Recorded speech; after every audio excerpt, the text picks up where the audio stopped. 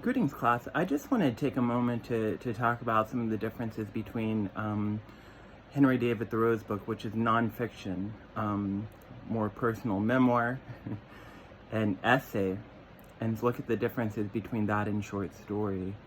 Henry David Thoreau is writing from a first-person perspective. He uses I throughout his entire body of work. So he's writing from his own personal experience. And I would say one of the key differences between essays or personal memoir versus what we're about to read is there's only one character. I mean, there's some real minor characters in Thoreau's book. The focus is mainly on Thoreau and his thoughts, right? So we don't really get any other perspectives in that book. And I would say another difference is a story has an arc, which we'll talk about in a moment, but essays are more bridged by a beginning, middle, and end.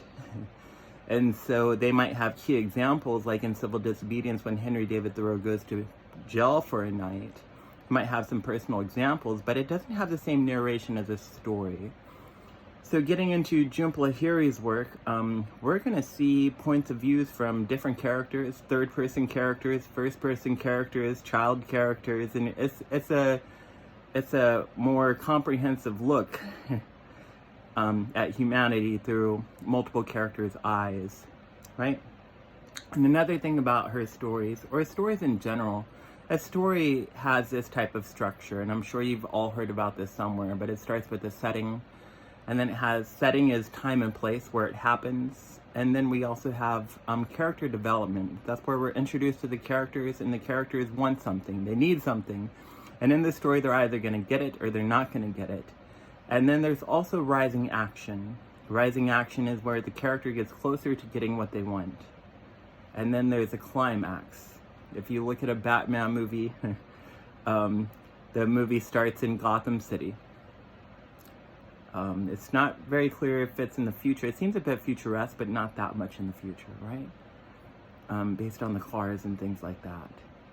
And then Batman has lost his reputation among the city, and so he's trying to get his reputation back. And then he meets a bad guy. He might meet the Joker or somebody else, the Riddler, and they have an encounter, and they fight a little bit.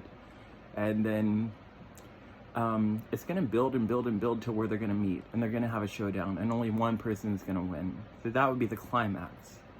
And then one other part of a short story, or a novel for that matter, would be the resolution, and that's what we gather from the ending. So in a Batman movie, Batman has his reputation back. And if you look at that structure, you're going to see that structure in all of Jhumpa Lahiri's stories. So I would say that's one of the bigger differences between a short story / story versus nonfiction, which are just essays or personal reflections.